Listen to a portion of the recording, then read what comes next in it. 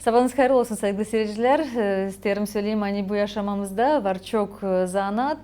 Kim ister olma doktor, kim ister olma şoför, kim üretici ama sadece büyük sevgiyle lazım çalışma. Öyle nasıl benim bugün misafirim.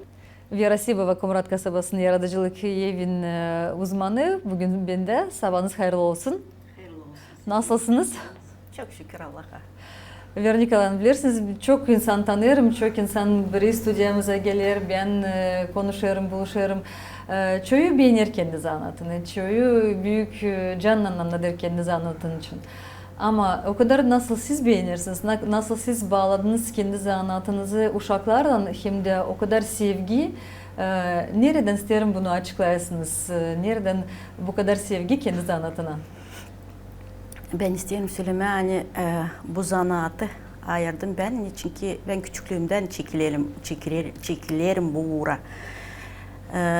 Pek severim bu zanaatı. Hem isterim söyleme büyün açık yürekle hani bu zanaat bana denince bir ikinci soluk.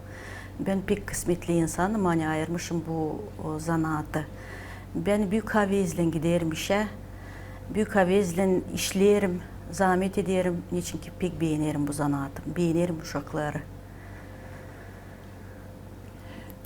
O yaratıcılık evi ne kadar size önemli, ne kadar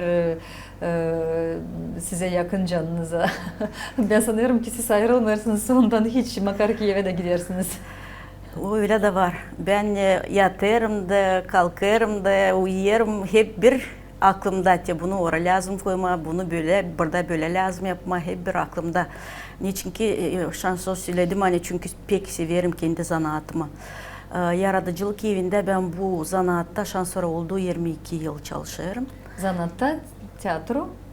Tiyatro uğrunda, tiyatro zanaatçısı. Tiyatro uğrunda. Götürüyorum tiyatro uğrunda uşaklarla deme Rusya teatralная stüdyo. Şansı söyledim hani uşakları pek severim. Büyük zahmet koyarım bu uğurda. Savaşırım hani uşaklar da sevsinler bu zanaatı. Onlar çünkü gelirler şansora severek bu zanaatı. Severek çünkü siz de çok seversiniz hem de kendi de sevginizle paylaşırsınız uşaklarla. Öyle de var. Hem de isterim söylemeyeyim, çizgilemeyim de uşaklar gelirler çok ilkinden toplanırlar. Yılın çekitmesinde çok uşak toplanır. Ama sonra onlar ayıtlanırlar, kalırlar. O uşaklar anıları bana bizim ruhumuz uyar.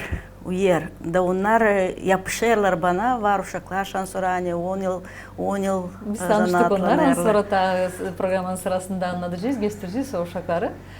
Veronika Hanım, ne kadar sizi biliyorum o kadar hep görüyorum sizden ne sözü yeni ideyalar, ne sözü planlar, ne sözü güzel meraklı işler. Nasıl bunları halledersiniz hem nasıl onları bulursınuz bu ideyalar, nasıl onları ilerledersiniz hem açıklarsınız.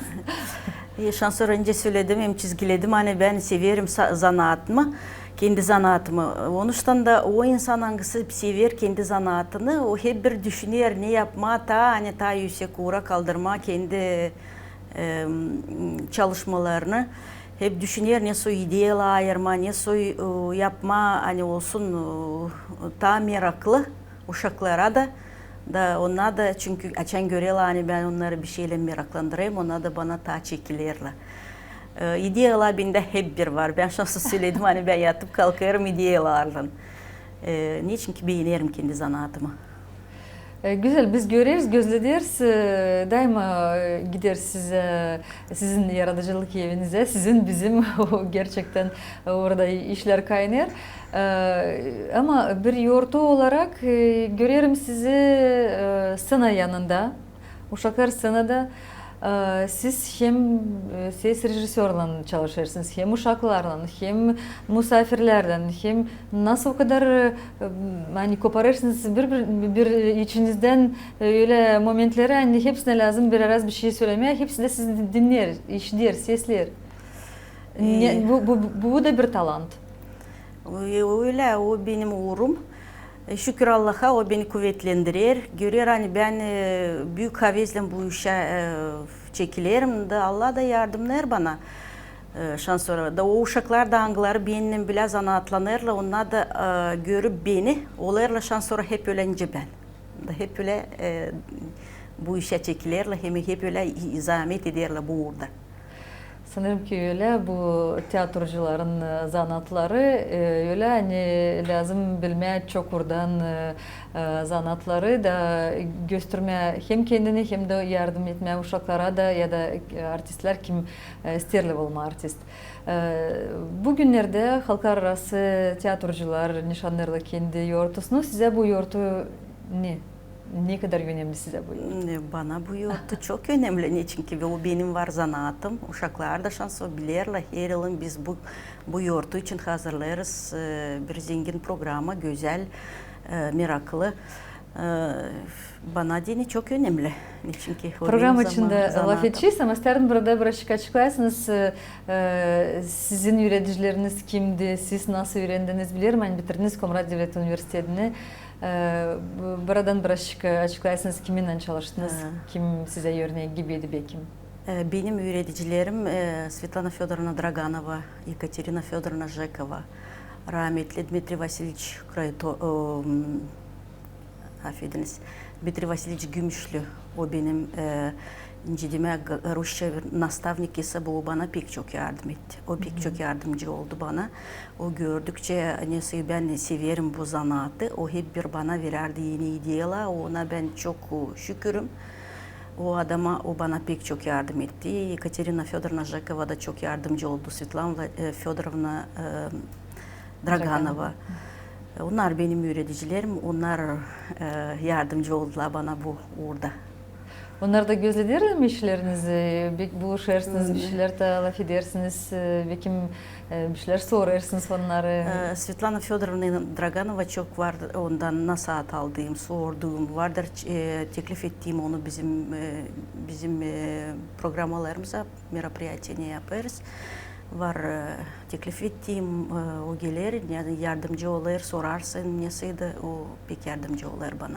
Ne güzel için böyle bağlantılar var, için böyle var nasıl buluşsun öğretici kendi öğrencisinden var nasıl öyle demeye öyle da Almanya örnekler de.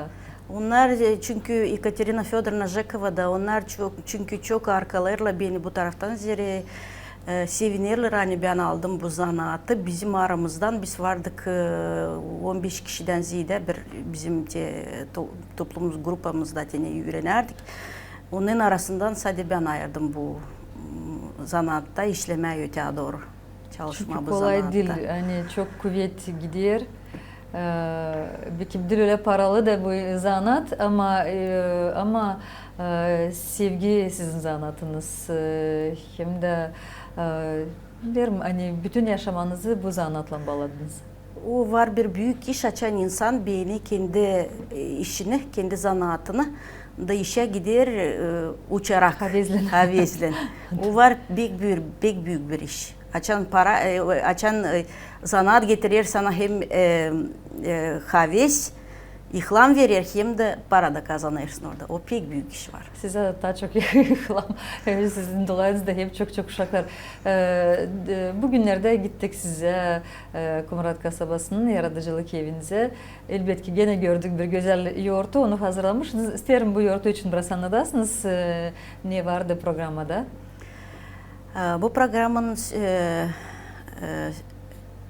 sırasında? Programın içindekileri ne girdi diye o programı biz yılın süresinde hazırladık uşaklarla. Ayırdık yaratmaları, angıları onlar, okuyucular, ne göstereceğiz biz, ne söz scenalar, biz bile uşaklarla. Uşakları seslerim herke, naş onlar ne ideyalar onlar verirler. Bile toplanıp da sorun çünkü uşaklar o scenada gösterecek onları. O işinde ben uşaklarla da laflaşıp yapayız bu işi. Yılın çekitmesinde ayırdık ne naşı biz işleyeceğiz ne orada ben sonra söyledim programın çekitmesinde hani biz her yılın halklar arası gününe dini tiyatrocuların gününe dini biz hazırlayız bir meraklı programa. Датя yılın çekitmesinde ayırıp programı ne olacak orada. İçindekileri biz işleriz bu orada. Hazırlarız her yılın bir meraklı programı. Küçücük çocuklar hani aldılar pay. Onlar isterim söylemeye sifte çıktılar scenaya. Pek korkardılar, pek düşünerdim ben de peki tetikte durardı yüreğim hani. Kahralandınız biraz. Hani nasıl olacak, olacak mı? Olacak mı? Hepsi ince lazım. No şükür Allah'a. Uşaklar çalıştılar da verdiler büyük yüksek notalı, yüksek kurda. Yüksek kurda işte başarılar. Yüksek kurda çünkü onların da yöneticisi yüksek profesyonel. Onun da sizinle buluşur, sizin yöneticileriniz söylerler size, hem gözlediler onlar da sizin işinizi. Biz de gözlettik, biz de gittik size, gördük bu yurtu. Bakalım bu yurtun parçalarını, sonra da döneceğiz ileriye doğru ilerleyeceğiz programımızı. Hadi bakalım. Я занимаюсь 1 год в Доме творчества. Я тут танцую, и я в театральной студии. Я рассказываю стихи. Это стихотворение я училась с Верой Николаевной. Она говорила, что не надо торопиться, что надо стоять в третьей позиции, и что не надо петь. Петь петь получается, потому что ты торопишься. Чтобы правильно читать стихи, надо не волноваться, и надо еще Наверное, хорошо выучить. Да, и надо очень хорошо учиться, чтобы получилось. Чуть-чуть волновалась, но у меня потом получилось, и я больше не волнуюсь. Мне очень сильно понравилось быть на сцене. Там была моя группа поддержки. Мама, друзья, мой учитель по лепке, и еще бабушка и мой двоюродный брат Инуна. На сцену приглашаем «Выхрест Еву», стихотворение Михаила Яснова «Кисуня и крысуня». Безоблачным утром в начале июня на теплом крылечке лежала кисуня. Зевала, скучала, да лапы лизала, а мимо кисуни крысуня бежала. Сказала крысуня: ах, что за манеры, скажите, ну кто ж так зевает без меры?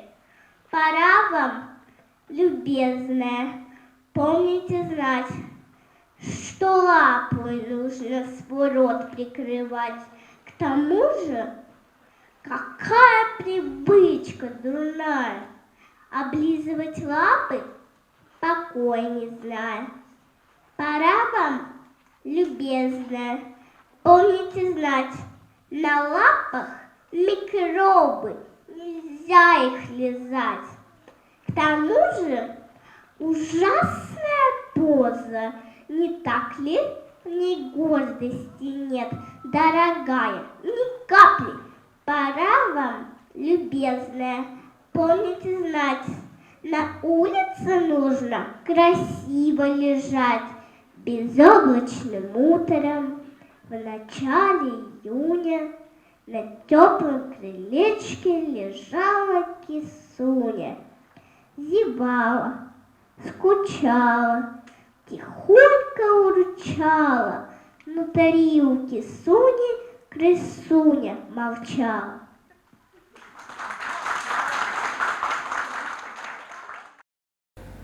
Bravo Vera Nikolaevna. Bu gerçekten sizin çalışmalarınız belli. Hani uşak ilk kere çıktı sana. Zal dolu. Hani kaybetmedi lafları. Hani unutmadı ne bir mimika, ne bir yellen bir jest yapma. Hani çok, bence çok yüksek burada. Hem de bitkide de herkesi bilir. Hani baş iltme, hani nomer başarılandı. Ona çıkıncasına o scenaya onlara ne kadar ben Hepsi anlattım. çalışma. Ne kadar moral okudum onlar ruhsat bilirler hem de. Onuştan da açan koyasın bütün yüreğini de zahmet edeysin bütün yüreklen. O zaman onlar iyi becerikli başarılardı. Bu sizin küçük stüdyanızda. Bu var küçük. uşak stüdyası sizde? Var hem küçük, mладшая группа, Неугомон, Rusça. Hem de büyükler şansora. Onlar da grupa Новый взгляд, старшая группа. Onun arasında uşaklar şansora var. 10 yıl var, 8 yıl var, 5 yıl zanaatlanırlar bu orada. Bu cazlar da hem küçük. Doğru, güzel. Tanıştık uşaklarla, diyeyim hani evlat boylarla onlar sonra 12. 10. klaslarda 11. Ben gerçekten biraz öyle hani meraklandım, hem şaştım böyle bir işe. Hani 10 yıl, 8 yıl uşaklar size giderler. Hep daima sizinle çalışırlar. O değil bir okul, o bir çevre. Nereye uşaklar giderler de kaybetmerler ki bu iplecekleri, anılar sizinle bağlı. Nasıl öyle oluyor? Ben de programın çeketmesinde şansora söyledim hani onlar biz şansora bir ruhta oluruz. Onlar bilirler ki neyle ben soluyarım. Onlar da hep o solukla soluyorlar. Ну, образно говоря. Ben onlara uşaklar her kere söylerim hani klasika var o bir iş hani sizi yürütecek insan olma. Da pek çok kuvvet koyarım ona hani daha çok ne kadar okusunlar hem de alırız de scenalar gösterme klasikadan. Niçin ki klasika o var öyle bir zengin ruh nereden varınca çok işte alma kendine. Çünkü insan olma bu yaşamakta. Ben uşaklara da her kere söyleyeyim. Küçücükten çekiderle bana gelme. Ben derim onlara. Aktör olacaksınız mı, olmayacaksınız mı? Ama insan lazım olasınız.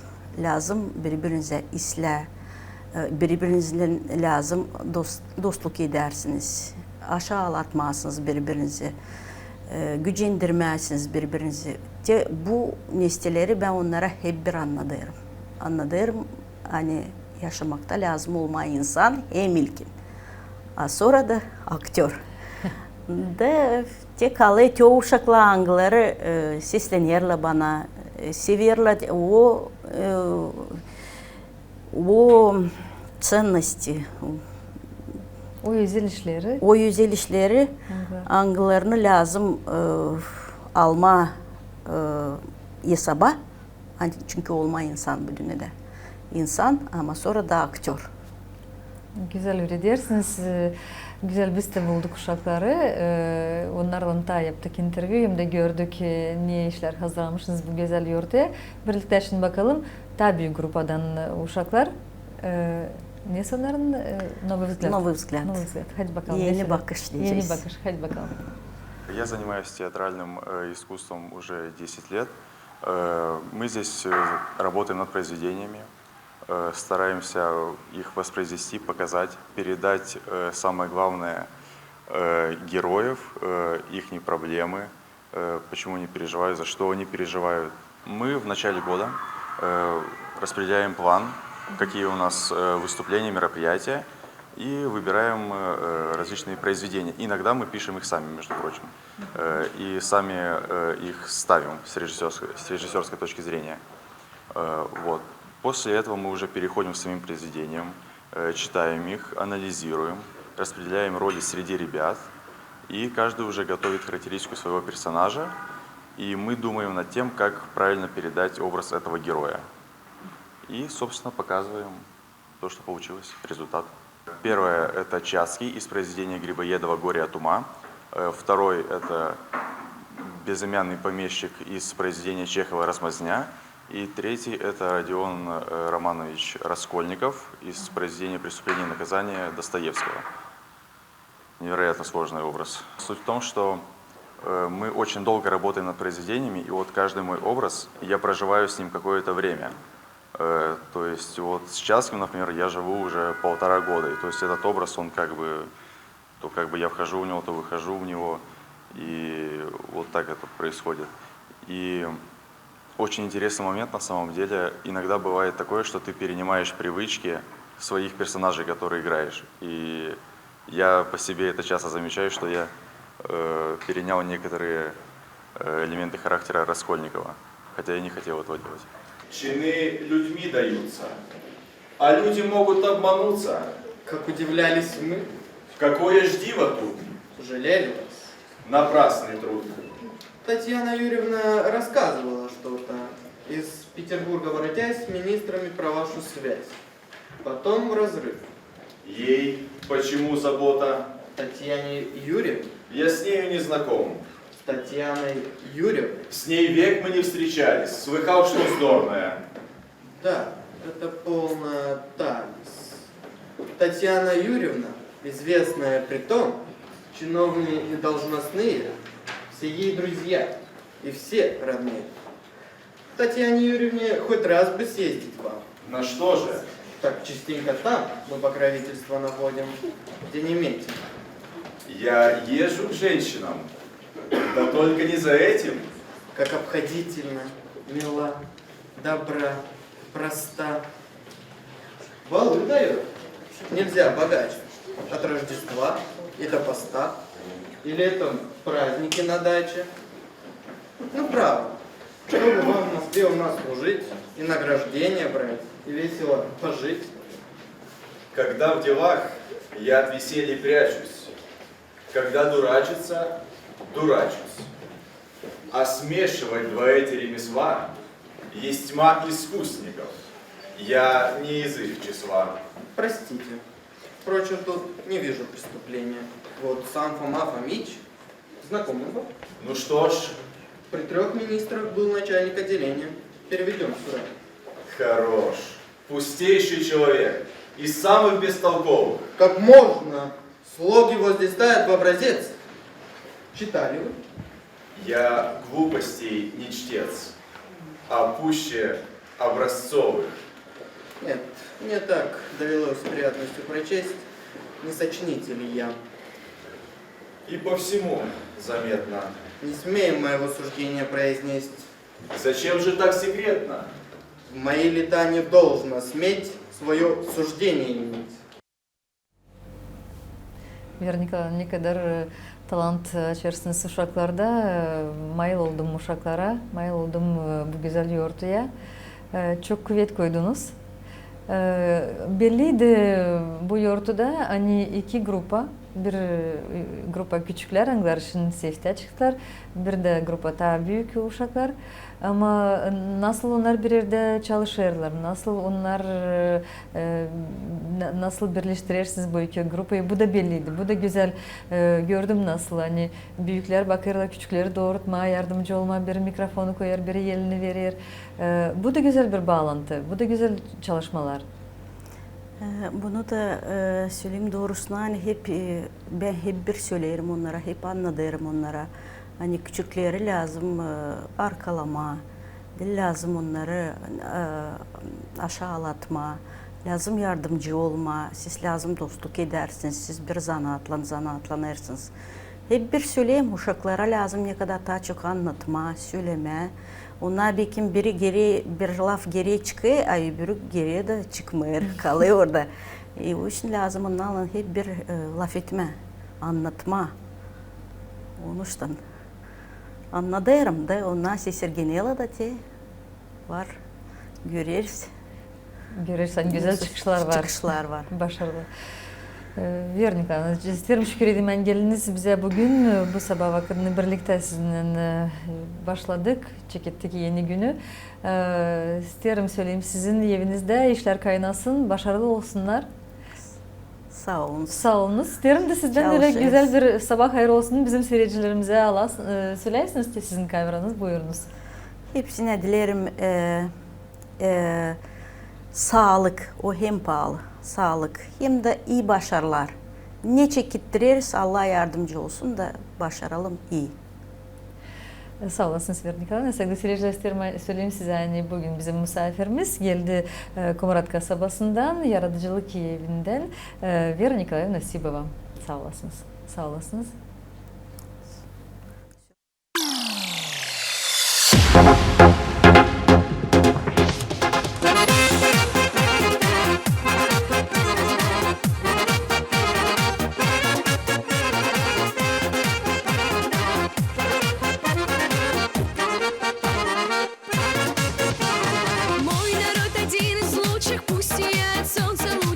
Над тобою моя Гагаузия.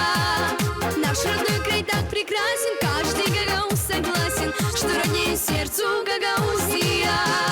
Пусть все знают, что одна есть у меня родина, это солнечная Гагаузия. Только лишь одна вдохновляет всех, она в степи Буджакской Гагаузия.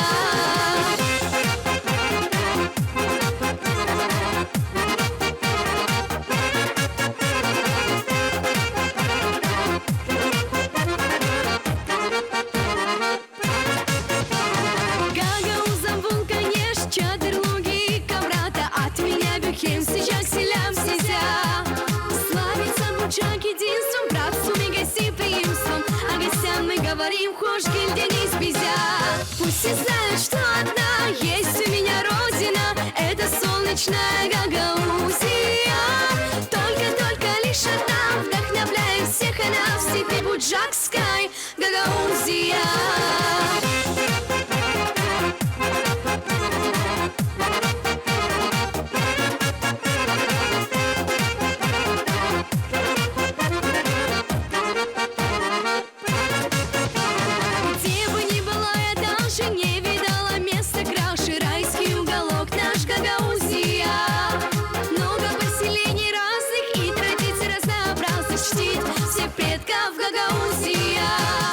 Все знают, что одна есть у меня родина, это солнечная Гагаузия.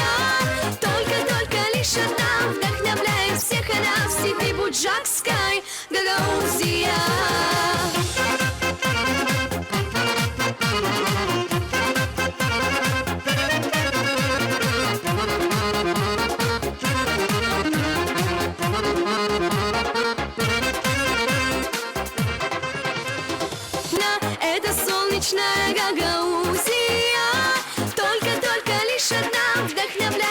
Она в степи Буджакской Гагаузия. Пусть все знают, что одна есть у меня родина, это солнечная Гагаузия. Только лишь одна вдохновляет всех, она в степи Буджакской Гагаузия.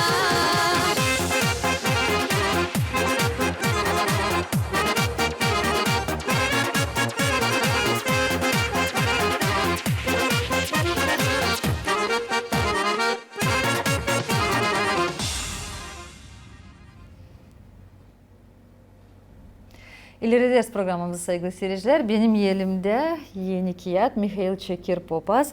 Onu tiparladı Gagauziyanın Bilim Araştırma Merkezi.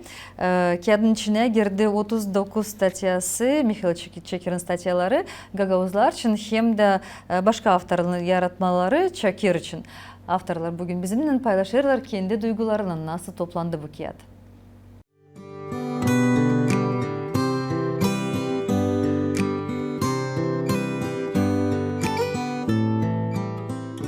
Кишиневские епархиальные ведомости bir adlan çıkardı.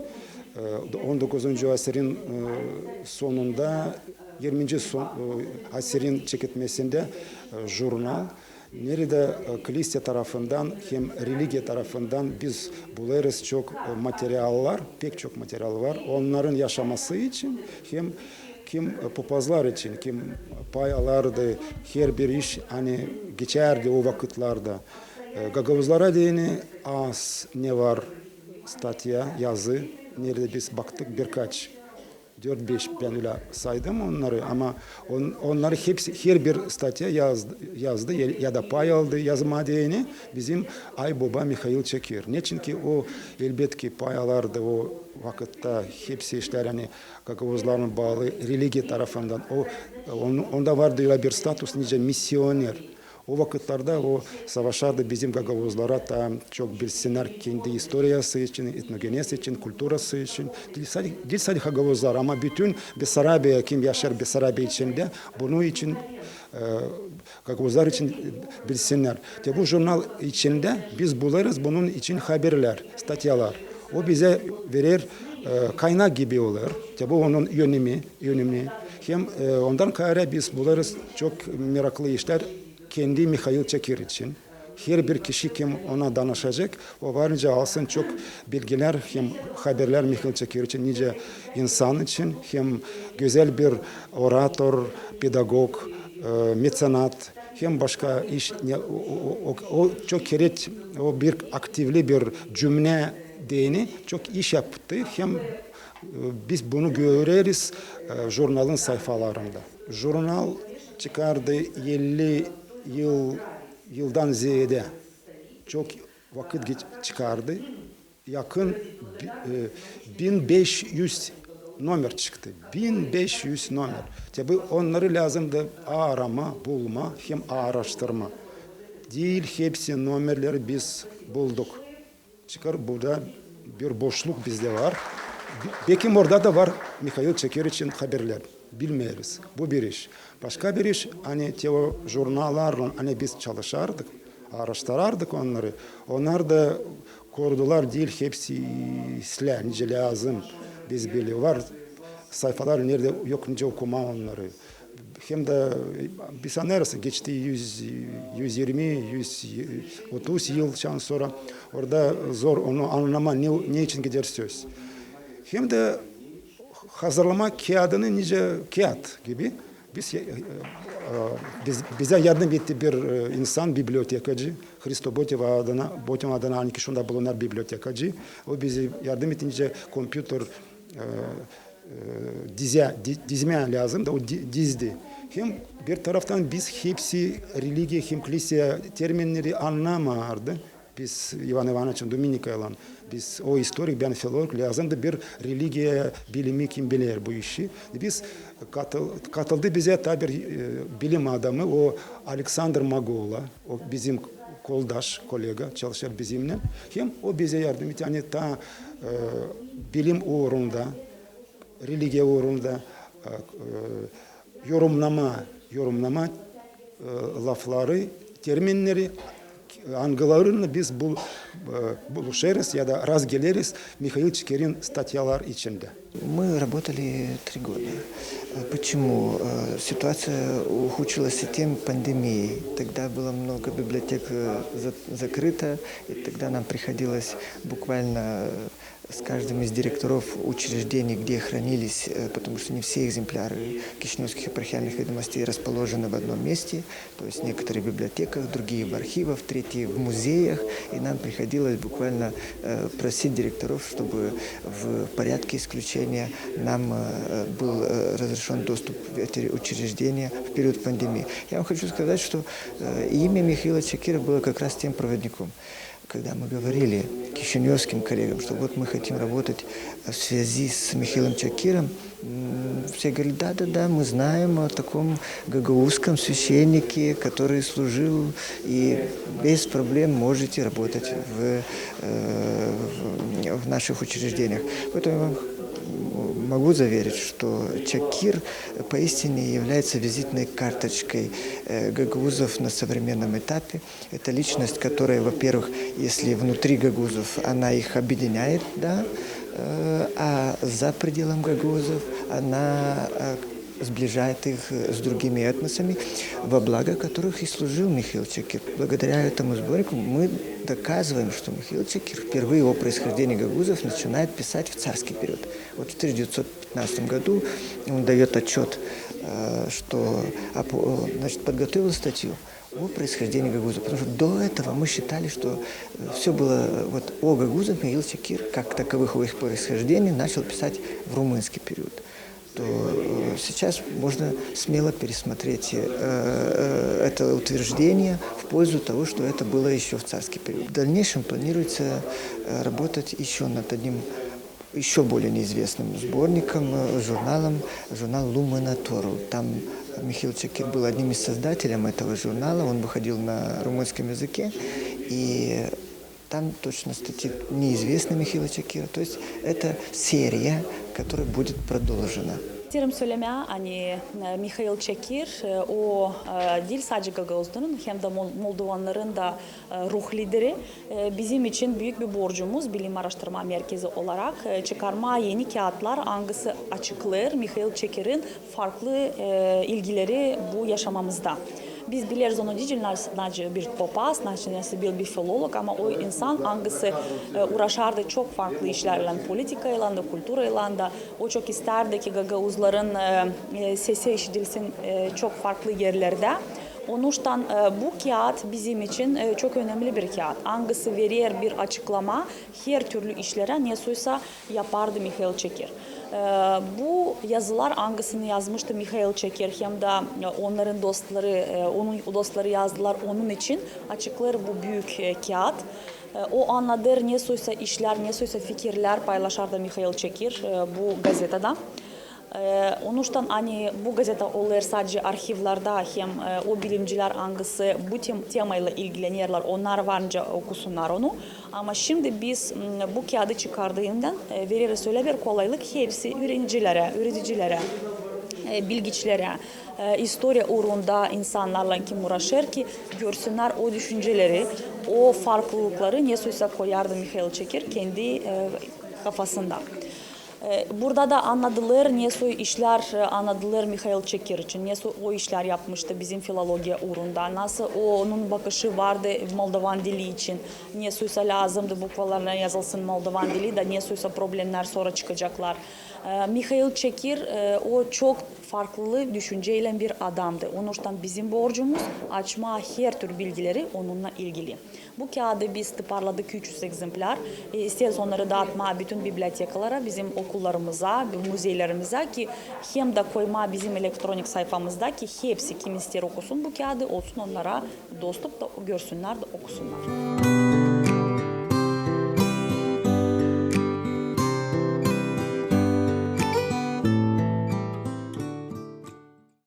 Her bir halkın var kendi adetleri, var her bir köyde insanlar kim koruyar o evvelden kalma sedefleri. Gagauzya'da Aydar köyü anılmış kilimcilikle, karlar kilim ustaları kendi zanatlarından paylaşırlar bizimle hem de uşaklarla.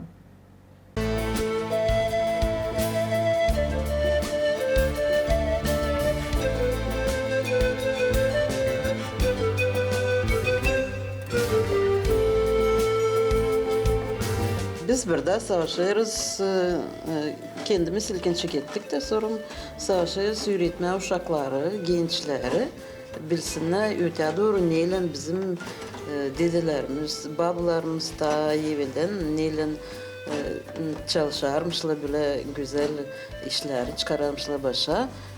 İlkinden örnek çıkarmışlar burada bizim nerede örneğimiz o örneğe göre sonra da böyle kilim dokarmışık. İnsanlar dokarmışlar sonra biz de onlardan öğrendik bizim uşaklarımız. Şimdi de öğrediyiz genç pokoleni bakalım. Var kışazla gelirler, savaşırlar. Olur, получается, onlarda da böyle savaşırız. Götürme bizim adetlerimizi. Nice diyeceğiz hani yılı başarma diyene da biz yaparız yılın bitkisinde Ağustos'ta festival. O festivalde bizim uşaklar çıkarırlar, gösterirler ne onlar yaptılar.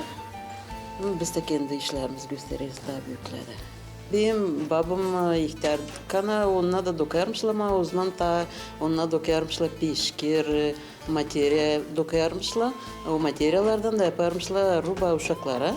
Sonra bizim mamularımız, mamam benim teyze Lvoy Ilyinichna, o da dokardı pişkir. Sonra başladılar kilimciliği aydama. Onlardan da biz öğrendik. Ama o vakitler pek para neyse insan giderdi truda deyin yapardı da az para gelirdi. Ama zatrat da olardı semyada. Da onun için insan dokuyadı kilim de götürerdiler satma, Komra'da, Bolgrad'a götürerdiler, Tiraspol'a götürerdiler, Bender'e satardılar. Ondan evin zatırtılan kapardılar. Hem de ev yapardılar, uşaklara düğün yapardılar. Böyle yani evvelden öyleymiş. Şimdi biz de savaşa erseğinden çıkarma. Bir parça ara biraz yok oldu bizim kilimlerimiz. İnsan başladı kazanca gitme, oraya buraya. Şimdi savaşa erseği возрожда gitme bu tradisiyalar. Hani görünsün neyle bizim insan zannetse olarmış. Hem de neyle çıkarmışlar yüze bu bizim Aydar köyü slavitsa olarmış. Ona dermişler derdilerdi biz de mala adresa. Niçin bizim buradan insan alardı. Kilimleri de götürerler adresa da oradan alardılar. Değiştirerler orada daha ucuzdu. Değiştirerler ayakkabı uşaklara, ruba uşaklara alardılar. Materyadan da dikerdiler. Da böyle hani onun için slavitsa olar bizim köy. Bundan pek çok bizim köyde yer bir evde vardı stanok. Yer bir evde. Düzeninde de uşaklar öğrenerdiler. Ta küçükten ta 9-10 yaşından uşaklar öğrenerdiler de dokuyordular. Böyle dokuyordu insan. Çivizlik yapardılar. Yer bir kız doğduğundan önce derler kız doğdu. Kız kundakta çeyiz sandıkta. Da onun için çekederler de ta baştan palasını, döşek, yorgan hepsi olarla stanokta yapılır.